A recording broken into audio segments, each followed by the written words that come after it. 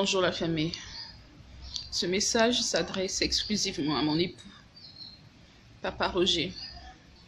Je ne sais pas où tu te trouves en ce moment. Cela fait 15 jours, jour pour jour, que tu as quitté ton domicile familial, ton toit conjugal, papa. Est-ce que tu as pensé à Yohan?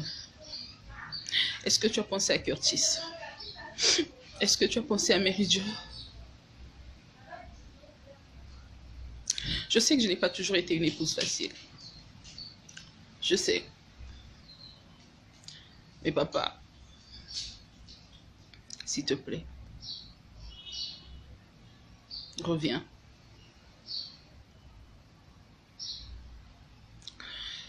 Fais signe de vie. J'ai appelé maman Ogui plusieurs fois. Mes larmes ne cessent de couler. Maman Ogui m'a dit que tu ne l'as même pas appelée. Tout ce que je fais, c'est pour maintenir notre famille unie. Même si je sais que je n'ai pas adhéré à ton idée d'avoir une seconde relation ou un second mariage. Mais tu peux me comprendre. Tu ne peux pas me mettre dos au mur, me l'imposer ainsi. Pense à nos enfants. Pense à ce qu'on a bâti. Pense à la genèse de notre histoire. On était si jeunes. Tu sais que j'aime bien les réseaux sociaux. Alors viens me laisser un message, s'il te plaît. Fais-moi signe. Montre-moi aussi un signe. Je veux voir que tu es là. Je veux...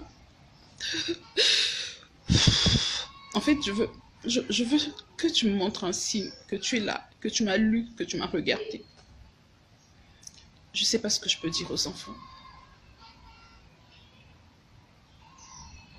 Je sais que je t'aime tellement et que pour toi, je suis prête à entrer dans une vie polygamique parce que je ne veux pas te perdre. Alors reviens à la maison, papa. Tu es mon mari et tu resteras mon mari. Je suis prête pour la polygamie, papa. Reviens à la maison, s'il te plaît. Reviens. Yohan te cherche. Curtis te cherche. Mary Jo te cherche. Reviens.